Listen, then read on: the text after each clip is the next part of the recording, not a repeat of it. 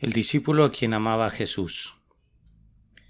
Este fue un sermón predicado la mañana del domingo 23 de mayo de 1880 por el reverendo Charles Haddon Spurgeon en el Tabernáculo Metropolitano, New Winton, Londres.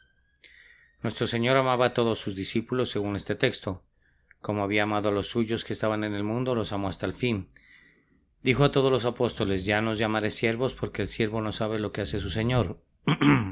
Pero os he llamado amigos, porque todas las cosas que oí de mi Padre os las he dado a conocer. Y no obstante, en el interior de ese círculo de amor había un recóndito lugar donde el amado Juan había recibido el permiso de morar. Sobre la montaña del amor del Salvador había una cima un poco más elevada que el resto del monte, y allí a Juan se le permitía estar muy cerca de su Señor. No porque Juan hubiese sido especialmente amado hemos de tener en un menor concepto ni siquiera el más mínimo grado al amor que Jesucristo prodigaba al resto de sus escogidos. Yo entiendo, hermanos, que quienes manifiestan un amor extraordinario por alguien son tanto más capaces de sentir un gran afecto por muchos, y por eso mismo, debido a que Jesús amaba más a Juan, opino que su amor por los otros discípulos era también muy grande. No ha de suponerse ni por un instante que alguno sufriera por causa de su amistad suprema con Juan. Juan fue engrandecido, pero ellos no se vieron empequeñecidos, sino engrandecidos con él. Todos los creyentes son los objetos amados de la elección del Salvador, son la compra hecha con su sangre, su porción y su herencia, son las joyas de su corona. Si bien en el caso de Juan, él es el más grande en amor que otros, todos son eminentemente grandes. Y por tanto, si llegara a suceder que no te atrevieras a esperar poder alcanzar la altura de Juan, y no pudieras esperar ser distinguido por encima de otros como el discípulo a quien amaba Jesús, no obstante, has de estar muy agradecido por pertenecer a la hermandad, en la que cada quien puede decir: Él me amó y se dio a sí mismo por mí. Si no igualas a los tres primeros, debes sentirte feliz de pertenecer al ejército de los que siguen al Hijo de David. Segunda de Samuel 23:19. Es un privilegio incomparable y es un honor indecible gozar del amor de Jesús, aunque solo marches en medio de los soldados rasos de los ejércitos del amor. El amor de nuestro Señor por cada uno de nosotros contiene alturas inmesurables y honduras insondables, excede a todo conocimiento. No obstante, yo no diría estas palabras de aliento solo para hacer que se queden tranquilos en un bajo nivel de gracia. Más bien yo quisiera motivarlos a que asciendan al punto más elevado del amor, pues ya que el Señor los ha amado con un amor eterno, y los ha elegido y los ha llamado y los ha guardado, y los ha instruido y los ha perdonado y se ha manifestado a ustedes, ¿por qué no habrían de esperar que se pudiera dar un paso más o dos, y que así pudieran subir hasta la más excelsa eminencia? ¿Por qué no podrían ser descritos muy pronto como Daniel, es decir, como un varón muy amado, o como Juan, el discípulo a quien amaba Jesús? Ser amado como Juan lo fue, con un amor especial, es la forma más recóndita de esa misma gracia, con la cual han sido favorecidos todos los creyentes. No han de imaginar que cuando trató de exhibir algunos de los rasgos que inspiraban amor en el carácter de Juan, quisiera que concluyeran que el amor que Cristo sintió por Juan fluía de cualquier otra manera que de acuerdo a la ley de la gracia, pues sin importar que hubiera de amable en Juan, todo era obrado en él por la gracia de Dios. Bajo la ley de obras, Juan habría sido condenado tan seguramente como cualquiera de nosotros, pues no había en él ningún merecimiento legal. Así como la gracia escoge al más vil pecador de entre los impíos, así también esa gracia distinguió a Juan. Aunque pudiera admitirse que había ciertas características naturales que lo hacían afable, con todo Dios es el creador de todo lo que es estimable en el hombre, y no fue sino hasta que lo natural hubo sido transformado y transfigurado por la gracia, en lo espiritual, que esas cosas se volvieron el objeto de la complacencia de Cristo Jesús. Hermanos, nosotros no decimos hoy que Juan fuera amado por sus obras ni que tuviera un lugar prominente en el corazón de Cristo sobre la base del mérito personal, algo de lo que pudiera gloriarse. Juan, como todo el resto de sus hermanos, era amado por Jesús porque Jesús es todo amor y decidió poner su corazón en Juan. Nuestro Señor ejerció una soberanía de amor y escogió a Juan por causa de su propio nombre, y sin embargo al mismo tiempo mucho fue creado en Juan que lo convertiría en un objeto idóneo para el amor de Cristo. El amor de Jesús fue derramado en abundancia en el corazón de Juan, y así el propio Juan se volvió fragante con aromas deleitosos. Todo fue por gracia. La suposición de cualquier otra cosa está fuera de lugar. Yo considero esta especial forma del amor de nuestro Señor como uno de esos dones mejores que se nos indica que hemos de procurar con avidez. Pero es enfáticamente un don y no un salario o un artículo comprable. El amor no se compra, no habla nunca de precio o de derecho. Su atmósfera es de un favor gratuito. Si diese el hombre todos los bienes de su casa por ese amor, de cierto lo menospreciaría. El más supremo amor ha de buscarse, entonces siguiendo la analogía de la gracia. Como los hombres que tienen gracia buscan mayor gracia y no como los legalistas que intercambian y regatean conforme a la recompensa y el merecimiento. Si alguna vez llegamos a los aposentos superiores del palacio del amor, el amor mismo tiene que ayudarnos a subir las escaleras, sí, y tiene que convertirse en la escalera misma para nuestros pies dispuestos. O que contemos con la ayuda del Espíritu Santo mientras hablamos sobre este tema. Y ahora, queridos amigos, para acercarnos más al texto, primero consideremos el nombre mismo, el discípulo a quien amaba Jesús. Nuestra primera observación al respecto es que es un nombre que Juan se da a sí mismo. Este es un nombre que Juan se da a sí mismo. Creo que lo repite 5 veces. Ningún otro escritor llama a Juan el discípulo a quien amaba Jesús. Juan es entonces quien se ha puesto ese sobrenombre y todos los escritores de la antigüedad lo reconocen bajo ese título. Sin embargo, no sospechen que sufriera de egoísmo. Es uno de esos casos en los que el egoísmo está completamente fuera de duda. Ustedes y yo estaríamos renuentes naturalmente a aceptar tal título, aun si sintiéramos que nos pertenecía, porque estaríamos celosos de nuestra reputación y temerosos de ser considerados presuntuosos, pero con una dulce naivete, ingenuidad, que lo lleva a olvidarse por completo de sí mismo, Juan tomó el nombre que él sabía que lo describía de manera muy precisa, sin importar que otros lo objetaran o no. Lejos de haber algún orgullo involucrado en ello, muestra simplemente la sencillez de su espíritu, la apertura, la transparencia de su carácter y su completo olvido de sí mismo. Sabiendo que se trataba de la verdad, no duda en decirla. Estaba seguro de que lo amaba más que a otros, y aunque se sorprendía por ello más de lo que se hubiera sorprendido cualquier otro, con todo se regocijaba tanto en ese hecho que no podía evitar publicarlo, sin importar cuáles pudieran ser las consecuencias que para él mismo pudieran darse. A menudo hay bastante más orgullo en dejar de dar del testimonio de lo que Dios ha hecho por nosotros que en darlo. Todo depende del espíritu que nos mueva. He oído a un hermano hablar con la más profunda humildad, pero con plena seguridad del amor divino, y mientras algunos pensaban que era presuntuoso, yo he sentido en mi interior que su categórico testimonio era perfectamente consistente con la más profunda humildad y que era su sencilla modestia la que lo hacía olvidarse por completo de sí mismo como para correr el riesgo de ser considerado exagerado y egoísta. Estaba pensando en cómo glorificaría a Dios y la apariencia de glorificarse a sí mismo no lo alarmaba, pues se había olvidado de sí mismo en su Señor. Yo desearía que pudiéramos soportar que se rían de nosotros como si fuéramos orgullosos por causa de nuestro Señor. No tendremos nunca el nombre de Juan hasta que, como Juan, nos atrevamos a llevarlo sin ningún rubor. Es un nombre tras el cual se oculta Juan. Es muy cauteloso de no mencionar a Juan. Habla de otro discípulo y del otro discípulo y luego del discípulo a quien amaba Jesús. Estos son los nombres con los cuales quería viajar de incógnito a través de su propio evangelio. Sin embargo, nosotros lo descubrimos, pues el disfraz es demasiado tenue, pero aún así Juan tiene la intención de ocultarse detrás de su Salvador. Lleva el amor de su maestro como un velo, aunque resulta ser un velo de luz. Pudo haberse llamado, si así lo hubiera decidido, el discípulo que contempló visiones de Dios, pero prefiere hablar del amor antes que de profecía. En la iglesia primitiva encontramos escritos concernientes a él, en los que es nombrado el discípulo que se recostaba en el pecho de Jesús, y eso lo menciona él mismo en nuestro texto. Pudo llamarse el discípulo que escribió uno de los evangelios, o el discípulo que más conocía del propio corazón de Cristo que cualquier otro, pero Juan le da la preferencia al amor. No es el discípulo que hiciera cualquier cosa, sino el que recibía amor de Jesús, y él no es ese discípulo que amaba a Jesús, sino a quien amaba a Jesús. Juan es el varón con la máscara de plata, pero nosotros conocemos al hombre y sus comunicados y le oímos decir: nosotros hemos conocido y creído el amor que Dios tiene para con nosotros. Dios es amor, y el que permanece en amor permanece en Dios y Dios en él. El nombre que estamos considerando es un nombre con el que Juan se sentía muy a gusto. Ningún otro título le describiría tan bien. Su propio nombre, Juan, significa el don de Dios, y él era un don precioso de Dios el Padre para su Hijo sufriente, y un gran consuelo para el Salvador durante los años de su residencia entre los hombres. Jesús sin duda lo consideraba su Jonatán, su Juan, su don de Dios, y lo atesoraba como tal. Pero Juan no piensa tanto en ser de algún servicio para su Señor, como en lo que su Señor había sido para él.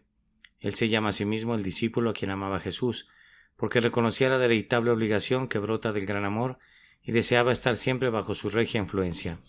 Él miraba al amor de Jesús como la fuente y la raíz de todo lo que había en él, que era agraciado y encomiable. Si tenía alguna valentía, si tenía alguna fidelidad, si tenía alguna profundidad de conocimiento, era porque Jesús había generado en él el amor por todas estas cosas. Todas las fragantes flores que se florecían en el huerto de su corazón fueron plantadas allí por la mano del amor de Cristo. Así que cuando se llamó a sí mismo el discípulo a quien amaba Jesús, sentía que había ido a la raíz y al fondo del asunto, y que había explicado la principal razón de ser de lo que era. Ese nombre de cariño era muy precioso para él porque evocaba los recuerdos más luminosos de toda su vida. Esos cortos años en los que había estado con Jesús debieron ser considerados por él en su vejez con gran embelesamiento como la corona y gloria de su existencia terrenal. No me sorprende que viera a Cristo de nuevo en Patmos, después de haberle visto en Palestina como le vio, pues tales visiones son muy propensas a repetirse. Tales visiones, digo, pues la visión de Juan de su Señor no era una visión ordinaria. Hay veces un eco de las visiones, así como la hay de sonidos, y aquel que vio al Señor con el ojo de águila de Juan, con su ojo interior asentado en lo profundo, era el varón que tenía mayor probabilidad en todo el mundo de verle repetidamente en visión tal como le vio en medio de las rocas del mar Egeo. Todos los recuerdos de la mejor parte de su vida fueron despertados por el nombre que ostentaba, y mediante ese poder renovaba a menudo la íntima comunión con el Cristo viviente que había tenido lugar durante los horrores de la crucifixión y que había durado hasta el fin en sus días. Ese nombre encantador puso a replicar todas las campañas de su alma. ¿Acaso no suena muy musical? El discípulo a quien amaba Jesús. Ese nombre era un potente resorte que le impulsaba a la acción mientras viviera. ¿Cómo podría traicionar a aquel que le había amado tanto? ¿Cómo podría rehusar dar testimonio del Evangelio del Salvador que le había amado tanto? ¿Cuántas leguas de viaje podría ser demasiado largas para los pies de ese discípulo a quien Jesús amaba? ¿Qué turbas de hombres crueles podrían intimidar el corazón del discípulo a quien Jesús amaba? ¿Qué forma de destierro o de muerte podrían desalentar a aquel a quien Jesús amaba? No. A partir de entonces, en el poder de ese nombre, Juan se vuelve osado y fiel y sirve a su amoroso amigo con todo su corazón. Digo, entonces, que este título debe haber sido muy valioso para Juan porque se sentía sumamente a gusto con él. Los secretos resortes de su naturaleza eran tocados por él y sentía que su ser entero, su corazón, su mente, su memoria, que todo ello estaba incluido en el alcance de las palabras el discípulo a quien amaba Jesús. Era un hombre que nunca fue disputado. No se encuentra que nadie se quejara de Juan por describirse de esta manera. El Consejo General le concedía ese título. Sus hermanos altercaron un poco con él cuando su cariñosa madre Salomé quería sendos tronos para sus dos hijos a la derecha y a la izquierda del Mesías. Pero el amor de Jesús por Juan no causó nunca ninguna mala voluntad entre los hermanos, ni tampoco Juan se aprovechó indebidamente de eso. Yo creo que los apóstoles reconocieron tácitamente que su Señor tenía la razón en su elección. Había algo en Juan que hacía que sus hermanos lo amaran, y por eso no se sorprendieron de que su Señor lo convirtiera en su amigo más íntimo. Quien es amado verdaderamente por Dios generalmente recibe el amor de sus hermanos. Sí, y aun el amor de los impíos, en cierto modo, pues cuando los caminos del hombre son agradables a Jehová, aun a sus enemigos hace estar en paz con él. Cuando David caminaba con Dios, todo Israel lo amaba y aun Saúl se veía forzado a exclamar: «Más justo eres tú que yo». Juan era tan amoroso que se conquistaba el amor por doquier. Haríamos bien en ambicionar esta bendición especial, puesto que sólo ella, de todos los tesoros conocidos, no provoca ninguna envidia entre los hermanos, sino que más bien hace que todas las personas piadosas se regocijen.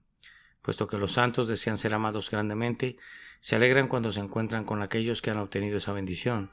Si nosotros queremos oler a mirra y a aloes y acacia, nos alegra conocer a aquellos cuyas ropas ya son fragantes. Nunca se ve a Juan dictando cátedra a sus hermanos o enseñoreándose de la herencia de Dios, sino que con toda gentileza y humildad justificaba el afecto que nuestro Señor le manifestaba. Suficiente entonces en cuanto al hombre. En segundo lugar, consideremos el carácter que respaldaba al nombre. Yo solo puedo dar un retrato en miniatura de Juan. Es absolutamente imposible pintar un cuadro completo en el poco tiempo de un sermón, y ciertamente yo no soy tan buen artista como para lograrlo, aun sin intentar realizar la tarea. En el carácter de Juan vemos mucho que es admirable. Primero consideremos su personalidad como un individuo. El suyo era un corazón grande y cálido. Tal vez su fuerza principal radica en la intensidad de su naturaleza. Juan no es vehemente, pero es profundo y fuerte. Todo lo que hacía lo hacía de todo corazón. Juan era confiado, era un hombre en quien no había engaño, no había ninguna división en su naturaleza. Era uno e indivisible en todo lo que sentía o hacía.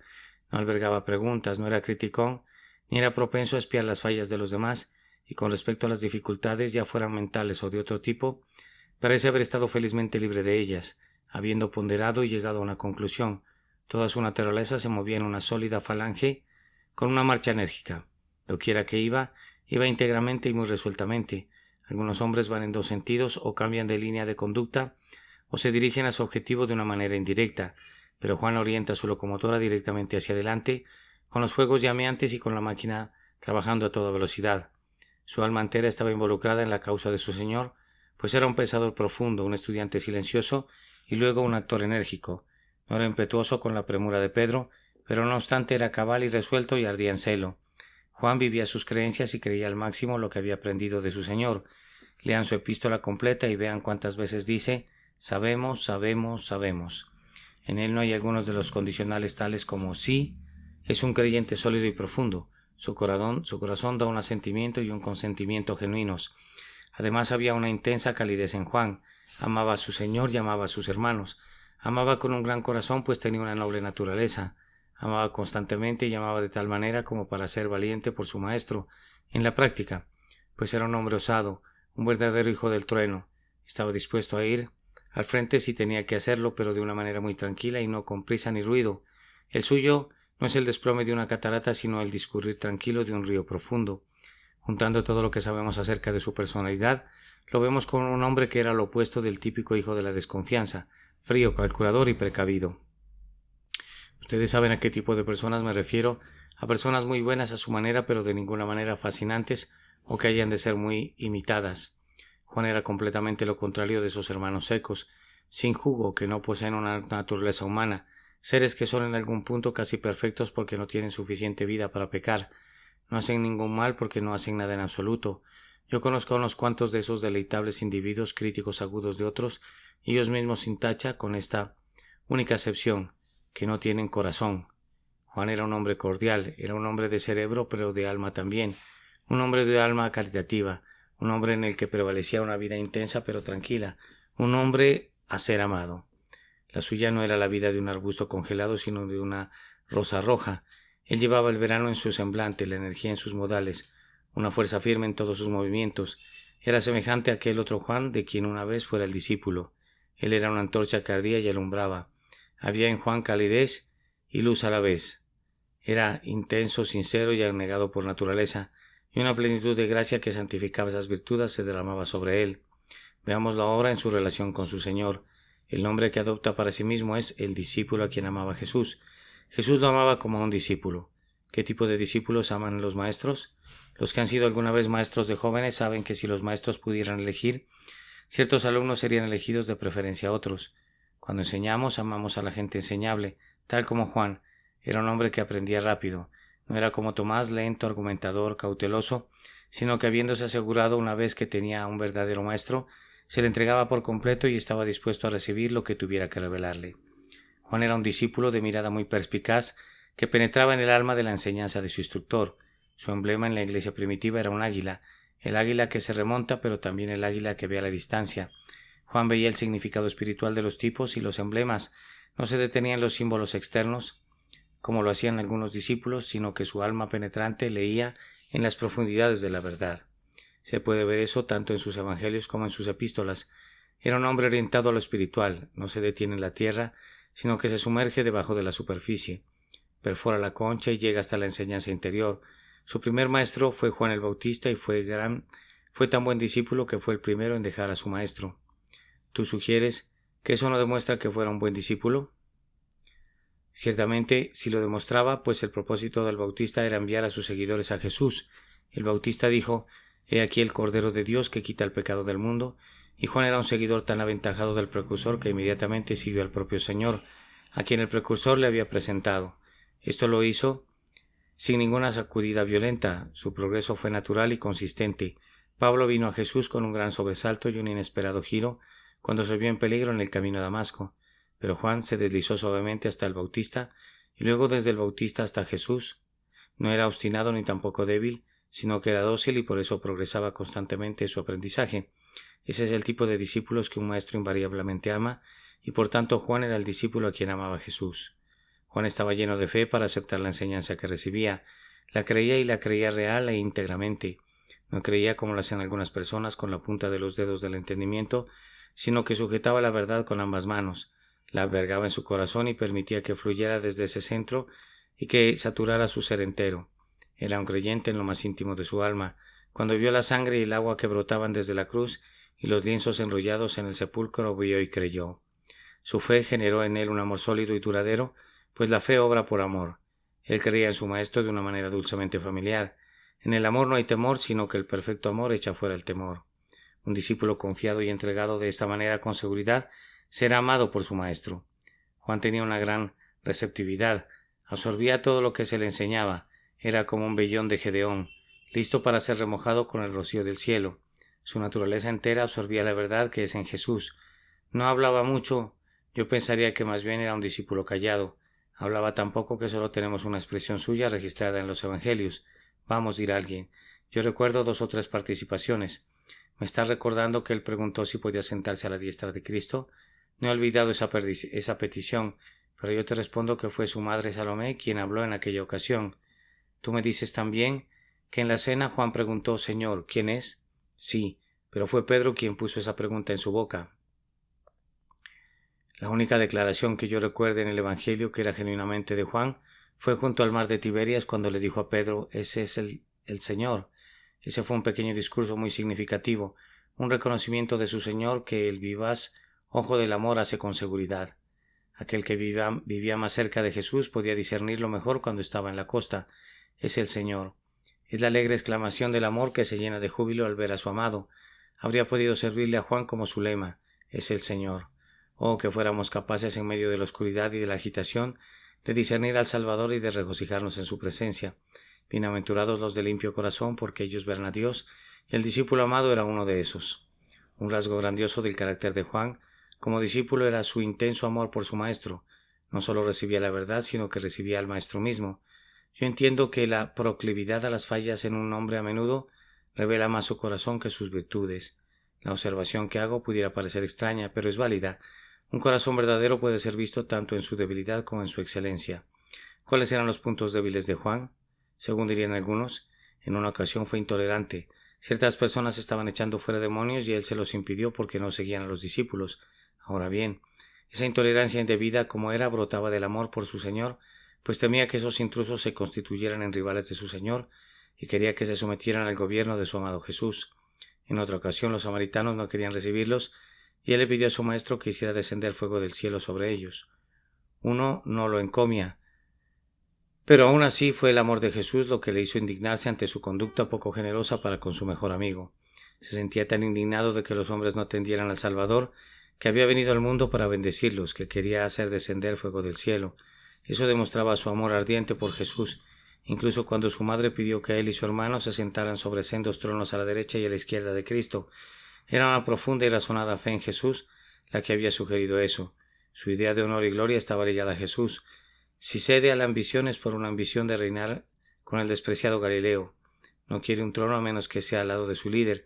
Además, cuánta fe había en esa petición. Yo no voy a justificarla, pero voy a decir algo para modelar su condenación. Nuestro Señor subía a Jerusalén para ser escupido allí y para ser llevado a la muerte, y con todo, Juan se involucró tan integralmente en la carrera de su Señor que gustosamente correría la suerte de su grandioso César con la seguridad de que debía concluir en su entronización. Está dispuesto, dice, a ser bautizado con su bautismo y a beber de la copa. Él solo pide ser partícipe con Jesús en todas las cosas, tal como dice un buen escritor. A uno le recuerda la valentía del ciudadano romano, el cual, cuando Roma había caído en manos del enemigo, compró una casa dentro de los muros. Juan solicita heroicamente un trono al lado de uno que estaba a punto de morir en la cruz, pues estaba convencido de que él triunfaría. Cuando la causa y el reino de Cristo parecían a punto de extinguirse, con todo tan entregado estaba Juan a su fe en Dios y a su amor por su amado Señor, que su más excelsa ambición era estar aún con Jesús y participar con él en todo lo que haría y sería. Entonces ustedes ven que en todo momento amó a su Señor con todo su corazón y por consiguiente Jesucristo lo amó. Oh, Déjenme decirlo a la inversa. El Señor amó a Juan y por tanto Juan amó al Señor Jesús. Es su propia explicación del hecho. Nosotros le amamos a Él porque Él nos amó primero. Debo pedirles que miren una vez más a Juan como una persona instruida. Fue un discípulo amado y permaneció siendo un discípulo, pero su conocimiento creció más y más. Y en esa condición yo diría de Juan que sin duda nuestro Señor Jesús le amó debido a la ternura que fue propiciada por la gracia en su natural calidez. Cuán tierno fue con Pedro después de la grave caída del apóstol, pues muy de mañana Juan fue con él al sepulcro. Fue el hombre que restauró al que había caído. Era tan tierno que nuestro Señor no le dijo a Juan: apacienta mis corderos, pues sabía que lo haría con toda seguridad, y ni siquiera le dijo: pastorea mis ovejas, como le dijo a Pedro, pues sabía que lo haría partiendo de los instintos de su amorosa naturaleza. Juan era un hombre que bajo la tutoría de Cristo creció, además, hasta llegar a ser muy espiritual y muy profundo. Los vocablos que utiliza en sus epístolas son mayormente monosílabos, pero cuán extraordinarios significados contienen. Si pudiéramos comparar a un escritor inspirado con otro, yo diría que ningún otro evangelista es comparable a Juan en profundidad. Los otros evangelistas nos dan los milagros de Cristo y algunos de sus sermones, pero sus discursos profundos y su oración sin par están reservados para ese discípulo a quien amaba Jesús. Donde están involucradas las cosas profundas de Dios, ahí está Juan, con sublime sencillez de expresión, declarándolas las cosas que él ha gustado y palpado. De todos los discípulos, Juan es el que más se asemeja a Cristo, como reza el refrán popular, tal para cual. Jesús amaba al discípulo por lo que veía de él mismo en Juan, creado por su gracia. Pienso que así verán que sin suponer que Juan tuviera algún mérito, había rasgos en su carácter como un discípulo y en su carácter como un varón educado y espiritual, que justificaban que nuestro Salvador le hiciera objeto de su más íntimo afecto. En tercer lugar, y muy brevemente, repasemos la vida que brotó de este extraordinario amor por Cristo. ¿Cómo fue la vida de Juan? Primero fue una vida de íntima comunión. Juan estaba donde quiera que Cristo estaba. Él prescinde de otros discípulos, pero Pedro, Jacobo y Juan están presentes. Cuando todos los discípulos están sentados a la mesa, ni aun Pedro está más cerca del Señor Jesús, pero Juan está recostado cerca del pecho de Jesús. Su trato era muy cercano y especial. Jesús y Juan eran una versión de David y Jonatán. Si tú eres un varón muy amado, vivirás en Jesús y tu comunión será con él día a día. La de Juan era una vida de una especial instrucción. Le fueron enseñadas cosas que nadie más sabía, pues no se podrían soportar. En la etapa final de su vida fue favorecido con visiones tales que ni siquiera Pablo, que en nada había sido inferior a ellos, aquellos grandes apóstoles, había visto jamás. Debido a la grandeza del amor de su Señor por Juan, él le mostró cosas futuras y alzó el velo para que pudiera ver el reino y la gloria. Quienes aman mucho verán mucho. Los que más entregan sus corazones a la doctrina aprenderán más. A partir de entonces Juan se convirtió en un hombre en cuya vida había una asombrosa profundidad. Si bien como regla no había dicho mucho mientras su Señor estuvo con él, estaba absorbiéndolo todo para un uso futuro, vivía una vida interior. Era un hijo del trueno y podía tronar valientemente la verdad, porque así como la nube de tormenta está cargada de electricidad, así Juan había acumulado la misteriosa fuerza de la vida del amor y de la verdad de su Señor. Cuando por fin se manifestó, había en él una voz como la voz de Dios, había en él un arrollador poder de Dios, profundo y misterioso. ¡Qué relámpago es el Apocalipsis! ¡Qué terribles truenos duermen dentro de las copas y las trompetas! La suya era una vida de poder divino, debido al gran fuego que ardía en su interior. El suyo no era el resplandor que acompaña el estrépito de los espinos debajo de la olla, sino el fulgor de carbones en un horno cuando se funde toda la masa al rojo vivo. Juan es el rubí en medio de los 12, brilla con una cálida brillantez que refleja el amor que Jesús prodigaba en él. De aquí que su vida fuera de especial utilidad. A él le fueron confiadas comisiones selectas que involucraban un alto honor. El Señor le encargó una obra del tipo más tierno y delicado que me temo que no podrá confiar en algunos de nosotros. Cuando el Redentor pendía moribundo del madero, vio que su madre estaba entre la muchedumbre y no la encomendó a Pedro sino a Juan. Pedro se habría alegrado con el encargo, estoy seguro, y lo mismo habría hecho Tomás y también Jacobo. Pero el Señor le dijo a Juan: «He ahí tu madre», y a su madre: «Mujer, he ahí tu hijo». Y desde aquella hora el discípulo la recibió en su casa. Juan era tan modesto, tan apartado, iba a decir tan caballeroso, que era el varón que había de responsabilizarse de una madre dolida. Me equivoqué al decir que era un verdadero caballero. Dividan la palabra y se verá que ciertamente él era el hombre más bondadoso. Juan tiene un aire delicado y modales considerados, rasgos necesarios para cuidar de una madre honrosa. Pedro es bueno, pero es áspero. Tomás es amable, pero frío. Juan es tierno y afectuoso. Cuando amas mucho a Jesús, Te confiará a su madre, me refiero a su iglesia, y a la gente más pobre en ella, tales como las viudas y los huérfanos y los ministros pobres. Te los confiará a ti porque te ama mucho, no pondría en ese oficio a cualquiera. Algunos de entre su pueblo son muy duros y tienen un corazón de piedra, siendo más aptos para ser recaudadores de impuestos que repartidores de limosnas. Podrían ser oficiales distinguidos en un ejército, pero no enfermeros en un hospital. Si amas mucho a Jesús, tendrás que realizar muchos oficios delicados que serán para ti pruebas de la confianza en ti de tu Señor y renovadas señales de su amor. Además, la de Juan fue una vida extraordinariamente beatífica. Se le conoce como Juan el Divino, es decir, el teólogo, y lo era. Sus alas de águila lo hicieron remontarse a los lugares celestiales, y allí contempló la gloria del Señor. Ya fuera en Jerusalén o en Antioquía, en Éfeso o en Patmos, su conversación era en el cielo. El día del Señor lo encontró en el Espíritu esperando a aquel que viene con las nubes, y esperaba de tal manera que quien es el Alfa y la Omega se apresuró a revelarse a él. Fue el amor de su Señor el que lo había preparado de esa manera para las visiones de gloria. Si ese amor no hubiese encendido su propio amor como para sostenerlo fielmente al pie de la cruz, a lo largo de toda la agonía, podría no haber sido nunca capaz de contemplar el trono. Había seguido amorosamente a aquel de quien le dijeron que era el Cordero de Dios, y por tanto había sido hecho apto para verle como el Cordero en medio del trono, adorado por los ángeles y por los santos redimidos, cuyas arpas y copas son colmadas con su alabanza. Oh, que nosotros también pudiéramos ser liberados de la rudeza de la tierra y que pudiéramos remontarnos a la más pura atmósfera de las cosas espirituales y celestiales. Concluimos diciendo muy brevemente esto. Aprendamos nosotros mismos las lecciones de ese discípulo al que amaba Jesús, que el Espíritu Santo las comunique a lo más íntimo de nuestros corazones. Primero les hablo a aquellos de ustedes que son todavía jóvenes. Si desean ser el discípulo a quien amaba Jesús, comiencen pronto. Yo supongo que Juan tenía entre 20 y 25 años cuando fue convertido. De cualquier manera era un hombre bastante joven. Todas las representaciones de él que han llegado hasta nosotros, si bien yo no les asigno ningún gran valor, coinciden con el hecho de su juventud. La piedad juvenil tiene la mayor oportunidad de convertirse en una piedad eminente. Si comienzas pronto a caminar con Cristo, mejorarás tu paso y el hábito crecerá en ti. El que es convertido en cristiano en los últimos años de su vida difícilmente alcanzará el primero y más excelso grado por falta de tiempo y por la influencia limitante de los viejos hábitos, pero quienes comienzan pronto son plantados en un buen suelo, con una buena exposición al sol, y deben llegar a la madurez.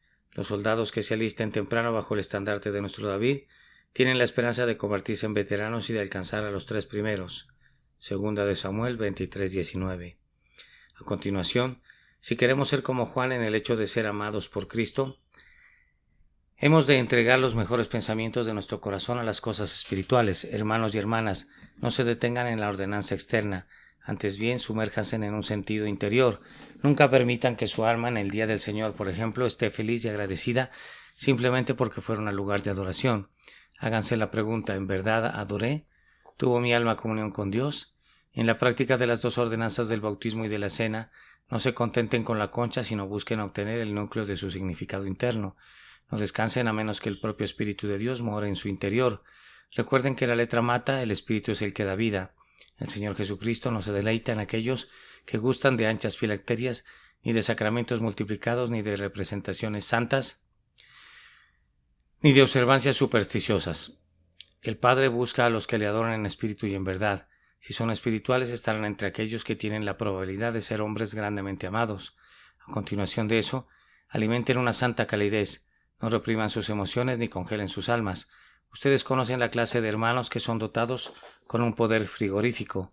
Cuando les das la mano, pensarías que habías sujetado un pescado. Te corre un frío hasta el alma. Óyelos cantar, no puedes oírlos. Siéntate en una banca junto a ellos y nunca oirás el blando siseo o murmullo que ellos llaman canto. Desde sus talleres se les puede oír a 1/4 de milla de distancia, pero si oran en la reunión tienes que aguzar tus oídos. Ellos hacen cualquier servicio cristiano como si estuviesen trabajando a jornal para un mal capataz y por un bajo salario, pero cuando entran al mundo trabajan a destajo como si su amada vida estuviera en juego. Esos hermanos no pueden ser afectuosos. Nunca animan a un joven, pues tienen miedo de que un ponderado encomio pudiera exaltarlo por encima de toda medida. Un poco de ánimo ayudaría poderosamente a un joven que pugna, pero ellos no tienen ningún ánimo de ofrecer. Calculan y evalúan y se mueven prudentemente, pero minimizan cualquier cosa que sea parecida a una valiente confianza en Dios, tildándola de temeridad y locura. Que Dios nos conceda una abundante temeridad. Digo pues, lo que los hombres consideran como imprudencia es una de las cosas más grandes bajo el cielo. El entusiasmo es un sentimiento que estos frigoríficos no soportan. Su canto es como era en el principio, es ahora y será siempre por los siglos de los siglos. Amén. Pero cualquier cosa como correr para alcanzar a Cristo y un apremio por las almas no la entienden. Observen esto. Si siguen a estos hermanos a su hogar, descubrirán que tienen poco gozo en sí mismos y son causa de muy poca alegría para otros. Nunca están muy seguros de ser salvos, y si no están seguros de eso, podemos adivinar con facilidad que otras personas tampoco lo están. La fuerza que debería haberse invertido en un amor ardiente la gastan en un pensamiento ansioso. Nacieron en el Polo Norte y viven en medio de una helada perpetua. Ni todas las pieles de la bahía de Hudson no podrían calentarlos. En torno a ellos, ¿no ves las ricas flores tropicales que engalanan el corazón, en el que brilla el sol de justicia, con rayos perpendiculares? Estos gélidos mortales no han atravesado nunca las soleadas regiones del amor celestial, donde las especias del santo deleite saturan todo el aire y donde hay manzanas de oro por todas partes que están al alcance de los corazones resplandecientes. Que el Señor nos lleve allí. Jesucristo ama a la gente cálida. Él no brilla nunca sobre un témpano de hielo excepto para derretirlo. Su propia vida está tan llena de amor que su fuego santo enciende la misma llama en otros y así tiene comunión con aquellos cuyos corazones arden por dentro. La aptitud para el amor es el amor. Para gozar del amor de Jesús tenemos que desbordar amor. Oren pidiendo un afecto sincero, ávido e intenso. Pongan sus corazones entre los carbones de enebro hasta que se derritan y resplandezcan. Querido hermano, si quieres ser el hombre a quien Jesús ama, cultiva un fuerte afecto y deja que tu naturaleza sea tierna y amable. El varón que habitualmente está enfadado y frecuentemente enojado no puede caminar con Dios. Un hombre de un temperamento irascible y enojón, que nunca trata de controlarlo, o un hombre en quien hay un nocivo recuerdo de las injurias, como un fuego que arde en medio de las brasas, no puede ser el compañero y amigo de Jesús, cuyo espíritu es de un carácter opuesto. Un corazón compasivo, caritativo, abnegado y generoso es el que nuestro Señor aprueba. Perdona a tu semejante como si nunca hubieras tenido algo que perdonar. Cuando los hermanos te injurian, espera que hayan cometido un error, o de lo contrario, si te hubieran conocido mejor, te habrían tratado peor. Ten la mentalidad para con ellos que ni ofendas, que ni te ofendas, o más bien que no ofendas ni te sientas ofendido. Has de estar dispuesto a deponer no solo tu comodidad, sino aún tu vida por los hermanos. Vive en el gozo de otros, tal como los santos lo hacen en el cielo. Ama a otros como para olvidar tus propias aflicciones, así te volverás un varón muy amado. Por último, que el Espíritu de Dios les ayude a elevarse a una condición beatífica. No sean miserables ávaros o sórdidas lombrices de tierra, no sean cazadores de placeres ni buscadores de novedades. No pongan su afecto en esos juguetes infantiles que pronto serán inservibles. No sean ya más niños sino hombres de Dios.